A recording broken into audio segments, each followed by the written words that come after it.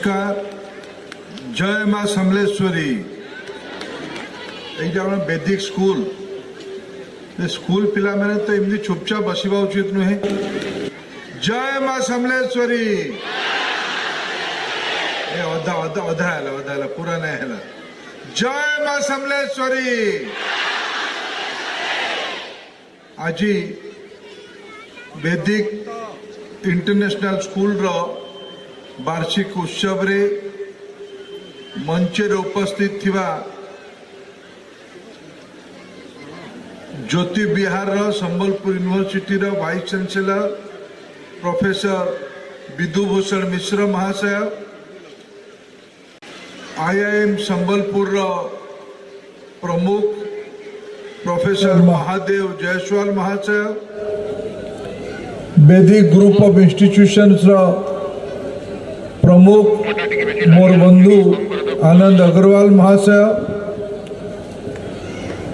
वैदिक international school रो principal आदरणीय सुब्रत कुमार षडंगी महाशय, एटी उपस्थित थिबा आम समस्तंकर प्रिय विधायक आदरणीय नाउरी नायक महाशय, पद्मश्री हलधर नाग महाशय, आध्यात्मिक दुनिया रो अन्यतम प्रमुख व्यक्तित्व आदरणीय जीवन चैतन्य जी महाराज महाशय, समाज जीवन रो समस्त सम्मानित नागरिक वृंद, अभिभावक गण, प्रिय छात्र छात्री भाई भौणी माने, स्कूल सांगरे जोड़ी होइतिबा समस्त बंधु माने, शिक्षक शिक्षयित्री सबु बंधु माने, पत्रकार बंधुगण, मेरे लिए एक सौभाग्य की क्षण है। मेरे मित्र आनंद अग्रवाल, जिनको मैं कई साल पहले से जानता हूं, मैं उनका आज एक नया रूप देख के बहुत प्रसन्न हूं। वो सही मायने में आउट ऑफ बॉक्स सोचने वाले एक व्यक्ति है। सभी तो अपने लीग में चलते हैं, लीग से जो हटके बाहर आ जाता है रिस्क रहता है। आप सभी लोग जिंदगी में रिस्क लेना, लेकिन राइट ट्रैक पे चलोगे तो आनंद अग्रवाल जैसे एक एक्सपेरिमेंट करने वाला व्यक्तित्व बन सकते हो। मैं आप सभी को आनंद अग्रवाल जी जैसे व्यक्ति के साथ जुड़ने के लिए आपको धन्यवाद देता हूं। मित्रों, विशेष करके मेरे नई पीढ़ी की जो छात्र छात्री, मैं तो भाई बहन भी कहना उचित नहीं होगा, मेरे बेटा बेटी जैसे हैं। पसंद आए ना ये बात? तो ताली तो क्यों नहीं मारते हो? तो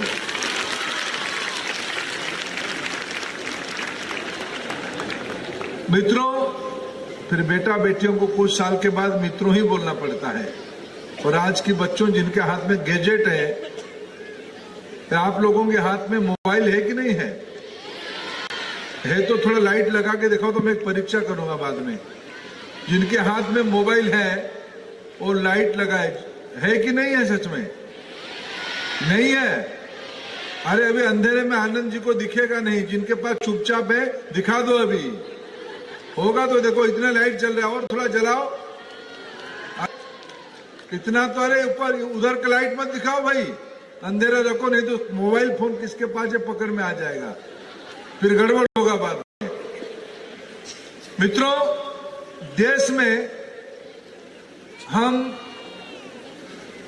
आजादी के अमृत महोत्सव अभी समाप्त किए। 1947 में हमारे देश को आजादी मिली।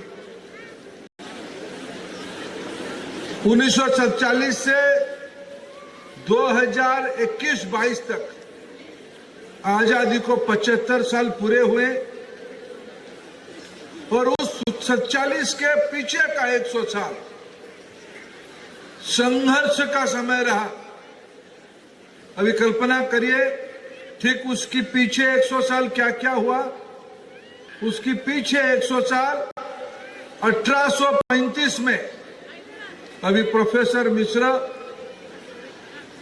अभी बड़े गौरव के साथ कह रहे थे कि मैकॉले ने हमारी देश को लंबे समय तक, अंग्रेजों ने एक विद्वान व्यक्ति मैकॉले को लाया और बताया, भारत जैसे देश को लंबे समय तक पराधीन करने के लिए रास्ता बताओ। ये देश एक अजब देश है। इस देश को सहज पराधीन नहीं किया जा सकता है। कुछ उपाय बताओ। तो मैकॉले आए 1835 में ब्रिटिश हुकूमत को, ईस्ट इंडिया कंपनी को एक सलाह दिए, इस देश की शिक्षा को जब तक हम नहीं तोड़ेंगे तब तक हम इस देश पे राज नहीं कर सकते। इस देश में ईस्ट इंडिया कंपनी काम नहीं कर सकता है।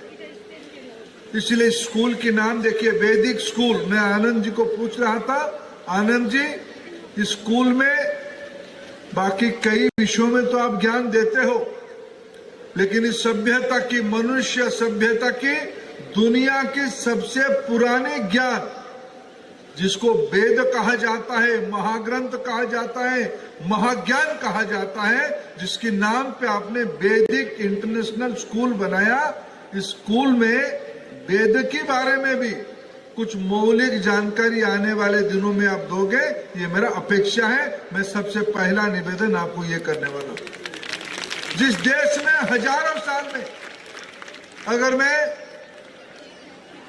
तिलक जी को कोट करूं, वेद की आयु 8000 साल पहले की है।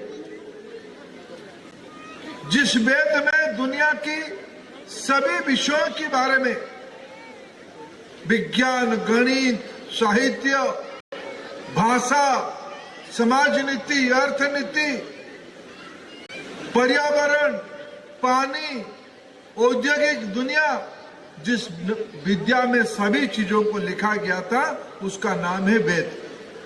ऐसे आधार वाले वेद आधारित ज्ञान दुनिया की भारत को अंग्रेजों ने पराधीन करने के लिए 1835 में मैकॉले के नेतृत्व में एक मसौदा बनाया, जिसमें यह कहा गया कि इस देश की शिक्षा नीति को हम पटरी से उतारे, बाहर करें, तब जाके इस देश को हम संभाल पाएंगे। मित्रों, तब से लेके 1947 तक लगभग 100 सालों की सघन लड़ाई के कारण अंग्रेजों को और हजारों सालों की गुलामी को हम भगा पाए, उसे मुक्ति हमको मिल पाई, और उस मुक्ति का, आजादी का 75 साल हमने पूरा किया। और कल्पना करिए, पिछले सदी में, अगर ये 21वीं सदी है, पिछले सदी में, 20वीं सदी में पहला जो 3 दशक था, 1 से 10, 10 से 21, फिर 21 से 31, 32, 33 और 47 तक, प्रारंभिक 3 दशकों में भारत में सभी विषयों के बारे में एक स्वाभिमान जागृत हुआ। हमारे देश में स्वराज्य की कल्पना आई। ईस्ट इंडिया कंपनी के खिलाफ माहौल ज्यादा बना। देश की सपूतों ने मर मिटने के लिए प्रण ले लिया। इस वीर संबलपुर में भी सुरेंद्र साय जी के नेतृत्व में संघर्ष हुई, उसके कारण देश को 1947 तक आजादी मिली। मित्रों, पिछले 75 साल हम लोगों ने देश को अपने तरीके से चलाने की काम किया। अनेक चीज हुए, अनेक उपलब्धि हुए, अनेक वैज्ञानिक प्रतिष्ठा मिली। चंद्रयान 3 तो उसी कड़ी का एक प्रमाण है। आज भारत की 5वीं नंबर की अर्थनीति उसी कड़ी का प्रमाण है। आप सभी की उपलब्धि पिछले 75 साल की सामूहिक उपलब्धि का एक बास्केट है। मित्रों, आज मैं जब मेरे नई पीढ़ी के सामने बात कर रहा हूं, मेरे बच्चों के सामने बात कर रहा हूं, 21वीं सदी जिनकी कंधे में रह के लगभग 100 साल की कल्पना करेगी, ऐसे बच्चों के सामने जब मैं बात कर रहा हूं तो प्रधानमंत्री जी ने कहा है आने वाले 25 साल जब आजादी का शताब्दी हम मनाएंगे, 2047 तक जब देश को अंग्रेजों की गुलामी की मुक्ति का 100 साल की अवसर मिलेगा, तब देश कैसे होगा। इसलिए प्रधानमंत्री जी ने आह्वान दिया है विकसित भारत बनानी है। बहुत हो गया, हम अपने देश को बड़ा करना है, विकसित करना है, आत्मनिर्भर करना है, स्वाभिमानी करना है, उद्यमी करना है।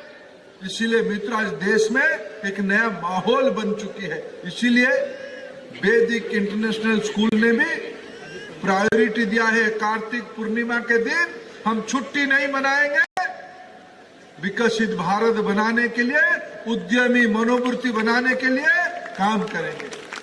मैं स्कूल की आयोजक, स्कूल की प्रबंधन और सभी बच्चों को साधुवाद देता हूं। आपने सही सोचा, तभी तो देश विकसित हो पाएगा।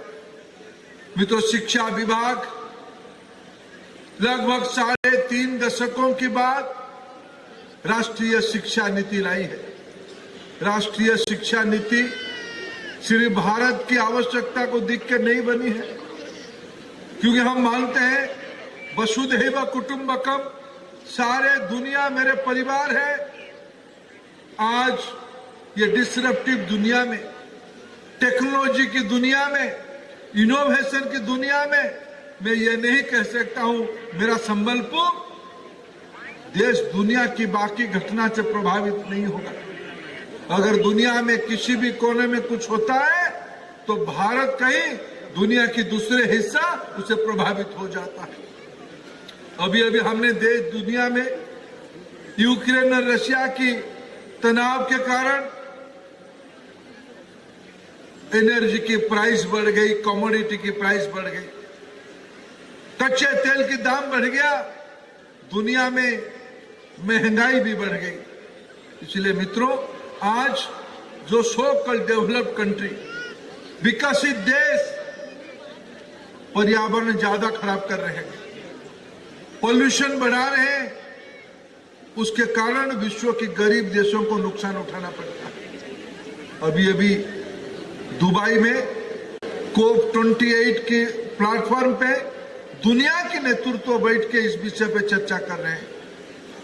मित्रों, इसी सारे विषय को ध्यान में रखते हुए प्रधानमंत्री जी ने सोचा देश की नई पीढ़ी के लिए नई शिक्षा नीति होनी चाहिए, जिसकी चरित्र राष्ट्रीय हो।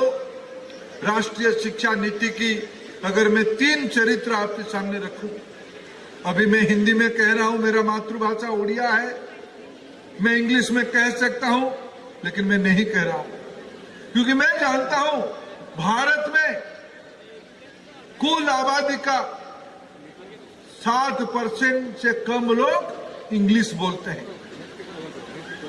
मित्रों, जब तक एक बालक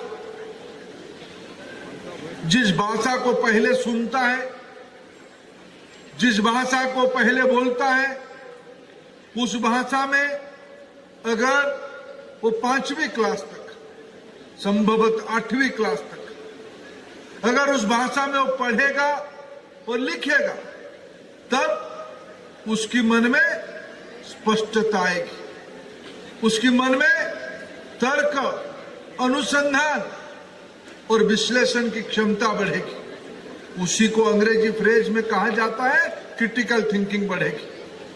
वो व्यक्ति नवाचार की ओर बढ़ेगा, इनोवेशन करेगा।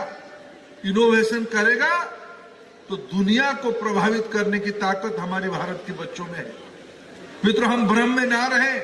जो अभिभावक ये मानते हैं मेरा बच्चा संस्कारी हो और आधुनिक भी हो, इसके लिए कोई गलतफहमी में रहने की आवश्यकता नहीं है। आपके बच्चे को आवश्यकता के हिसाब से दुनिया की अंग्रेजी क्यों, यूरोप की आधे इलाका में अंग्रेजी नहीं जानते हैं। आज की जो यूके है, उस यूके के एक हिस्से में अंग्रेजी नहीं बोलते हैं। इसलिए हमें कोई इस कॉम्प्लेक्स में, कोई इस भ्रम में भी नहीं रहना चाहिए। अंग्रेजी ही दुनिया की भाषा है। विश्व के अनेक इलाका में फ्रेंच बोला जाता है। चाइना दुनिया की सबसे आबादी वाला देश, उसमें मैंड्रिन बोला जाता है। लैटिन अमेरिका की पूरा इलाका स्पेनिश बोलता है। ऐसे ही अंग्रेजी भी हमसे क्या, हमें आपत्ति नहीं। हम दुनिया में गुणात्मक धंधा सीखना है, हमको जापानीज लैंग्वेज को सीखने की आवश्यकता है मित्रों। लेकिन हम ये सारा विषय विश्व के एक्सपर्ट्स ने, भारत के विद्वानों ने एक निष्कर्ष पे आई है, जब तक हम अपने मातृभाषा में, अपने स्थानीय भाषा में जब तक हम दक्षता नहीं दिखाएंगे, उसी के अंदर जब हम समझ नहीं बढ़ाएंगे, तब दुनिया की कोई भाषा को हम आत्मसात नहीं कर पाएंगे। इसलिए राष्ट्रीय शिक्षा नीति ने कहा है कि मातृभाषा आधारित पढ़ाई की व्यवस्था की जाएगी। मेरा अपेक्षा रहेगा वैदिक इंटरनेशनल स्कूल उस एक्सपेरिमेंट को, उस योजना को प्रैक्टिस में कन्वर्ट करे, तब अपने बच्चों की ग्रोथ, अपने बच्चों की चौमुखी विकास की ओर हम उसको ले जा पाएंगे। मित्रों, अगर मैं दूसरा चरित्र के बारे में बताऊं, भारत में जिसको एक प्रैक्टिकली सही मायने में कहें, हमें देश में नौकरी तलाशने वाले लोगों से ज्यादा नौकरी बनाने वाले लोग बनानी पड़ेगी। इस देश की अपार संभावना है। इसीलिए अगर वैदिक इंटरनेशनल स्कूल उद्यमिता को महत्व देता है, एंटरप्रेन्योरशिप को महत्व देता है, तब सही रास्ता में है। स्किल डेवलपमेंट को इस बार नई पाठ्य पुस्तक रचना में, नई पाठ्य पुस्तक की रचना में प्राथमिकता दी जा रही है।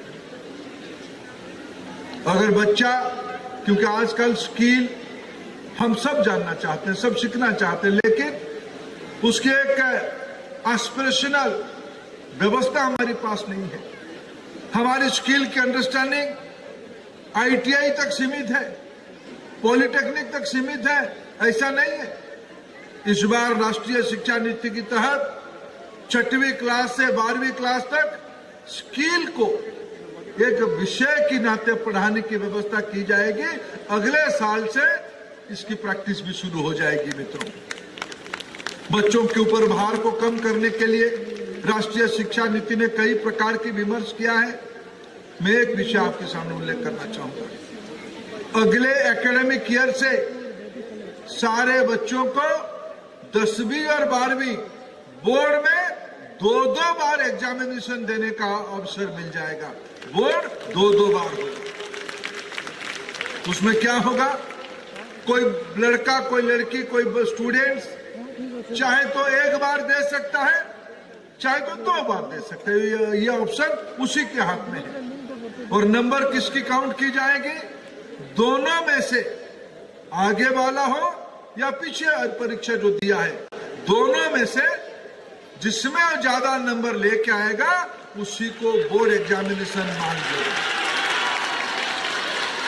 अभी जो तनाव रहता है, भाई बोर्ड 1 बार होती है, उसमें भी अच्छा परीक्षा देना है, नंबर लाना है, फिर हमको एंट्रेंस परीक्षा के लिए भी बैठना है। इसी प्रेशर में बच्चा दब जाता है। उसको मुक्त करने के लिए सरकार ने निर्णय किया है, बोर्ड एग्जामिनेशन अगले साल से 10वीं और 12वीं में 2-2 बार की जाएगी। मित्रों,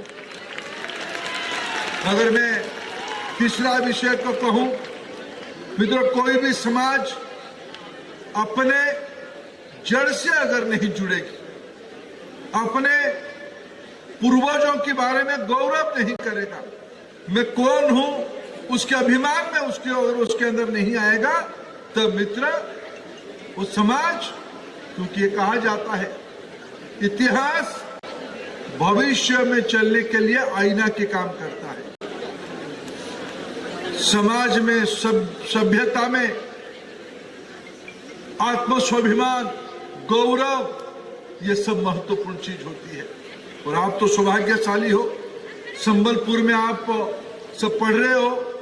संबलपुर हमारी सभ्यता की, मैं जानबूझ के शब्द लगा रहा हूं सभ्यता। हमारी राज्य, हमारी देश, इस महानदी के किनारे बसा हुआ ये बसती हजारों साल से ही मानव सभ्यता है। आप सभी लोग उसी धरोहर को 21वीं सदी में नए सिरे से आगे ले जाने के लिए काम कर रहे हो। मित्रों, रूटेडनेस और फॉरवर्ड लुकिंग, जड़ से जुड़ा हुआ, और 21वीं सदी में जो नई दुनिया बनने वाली है उस दुनिया को ध्यान में रखते हुए शिक्षा नीति की चरित्र बनी है। भाषा हो या परीक्षा को अनबर्डन करने की बात हो, स्किल डेवलपमेंट हो या विषय को जड़ से जोड़ के भविष्य को देखने का फ्यूचरिस्टिक बनाने की बात हो, आज राष्ट्रीय शिक्षा नीति की सब हिस्सा है। मैं अपेक्षा रखूंगा वैदिक इंटरनेशनल स्कूल्स के ऊपर, उनके अभिभावक, उनकी मैनेजमेंट से।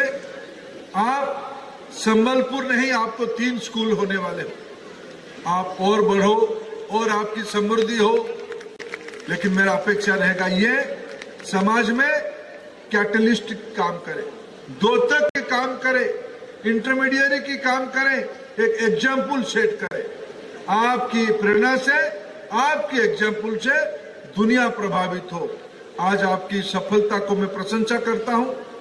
मित्रों, मैं जब आया हूं आपके बीच में, मैं कुछ अपेक्षा भी आपके सामने रखना चाहता हूं, विशेष करके बच्चों के सामने। मित्रों, अगर हम एक कहानी में यहाँ आया, मैं बहुत प्रभावित हुआ, क्योंकि मैं जब आ रहा था वहां रामायण की एक वर्णन हो रही थी। राम जी, सीता जी, हनुमान जी, शायद वनवास के समय के एक चित्र हमारे सामने था। मित्रों, हमारे देश में राम रग रग में बसा है, इसीलिए 600 साल की इंतजार अभी खत्म होने वाला है। अगले 22 जनवरी को भारत में भव्य राम मंदिर में प्राण प्रतिष्ठा होगा। राम लाला जी विराजेंगे और देश उसमें विभोरित होगा। मित्रों, राम हमारी देश में एक पर्यायवाची व्यवस्था है। राम सिर्फ एक भगवान नहीं है, एक आस्था के केंद्र नहीं है। हम कहते हैं राम राज्य, गुड गवर्नेंस, अच्छे चीजों की मानक राम है। अच्छे चीजों की मानक राम है।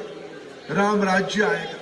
मित्रों, राम राज्य ऐसे नहीं आएगा, बिना मेहनत के नहीं आएगा, बिना जिम्मेवारी की नहीं आएगा।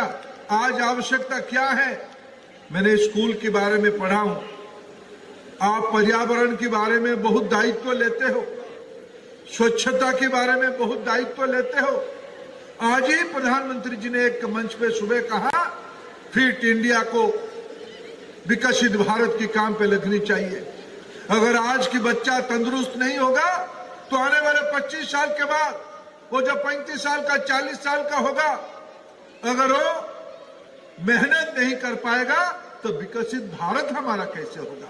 इसीलिए खेलना, मैं आते ही पूछा कि इस परिसर में खेल की मैदान कितना बड़ा है। खेलना, पढ़ना, चौमुखी विकास की ओर जाना, यह आज भारत की विकसित भारत के लिए हमारे दायित्व है। हम सभी लोग, रामचंद्र जी ने लंका विजय करने के लिए सेतुबंध बांधा था, राम सेतु बनी थी। बहुत ताकतवर लोग राम सेतु बनाने में लगे थे। हनुमान जी लगे थे, सुग्रीव जी लगे थे, अंगद लगे थे, सब लोग लगे थे। लेकिन गिलहरी भी लगा था, गिलहरी भी बालू झाड़ा, तब तो राम सेतु बना। हम सब गिलहरी है, अगर हम थोड़े थोड़े दायित्व लेंगे तब राम सेतु यानी विकसित भारत बनेगा। मैं आपको एक शपथ दिलाना चाहता हूं, आप शपथ लेंगे विकसित भारत के लिए, बनाने के लिए आप लोग तैयार हो? विकसित भारत बनाने के लिए नई पीढ़ी तैयार है? शपथ लेंगे मेरे साथ आप खड़े हो जाओ और अपना दाहिना हाथ सामने रखो। मैं एक एक शब्द पढ़ूंगा, आप उसकी शपथ लेना। और जिनके हाथ में टॉर्च है उस टॉर्च को आप लगाओ। बाकी लोग जिनके हाथ में, जो भी हो, जिस आयु वर्ग का हो, जिनके हाथ में टॉर्च है विकसित भारत के लिए लाइट दिया जलाओ, टेक्नोलॉजी का दिया जलाओ। टेक्नोलॉजी के दिया पीछे, जिनके हाथ में टेक्नोलॉजी के माध्यम से दिया है, लाइट लगा दीजिए उनके ऊपर। सब अपना दिया जलाए और अपने दाहिने हाथ सामने लाए। दाहिने हाथ हम सामने लाए, एक भी दिया नहीं बुझनी चाहिए। जब तक शपथ होगा तब तक ये पूरा दिया जलेगा। मीडिया के मित्र और कैमरा चलाने वाले मित्र उस दृश्य को लीजिए। हमें शपथ करू चुकी 2047 सुधा भारत को एक आत्मनिर्भर तथा विकसित राष्ट्र ने परिणत करिबार स्वप्न को साकार करिबा। हमें शपथ करू कि दासत्वर मानसिकता को समूले निपात करिबा। हमें शपथ करू कि देशर समृद्ध संस्कृति और परंपरा को नहीं गर्व करिबा। हमें शपथ करू कि भारत एकता और अखंडता को सुदृढ़ करिबा एवं देशर सुरक्षा पाई समर्पित व्यक्ति विशेषण को सम्मान करिबा। हमें शपथ करू कि नागरिक भावे देश प्रति निजर कर्तव्य को निष्ठार सह पालन करिबा। भारत माता की, भारत माता की, वंदे वंदे। जय जगन्नाथ, जय मां समलेश्वरी की। बहुत धन्यवाद।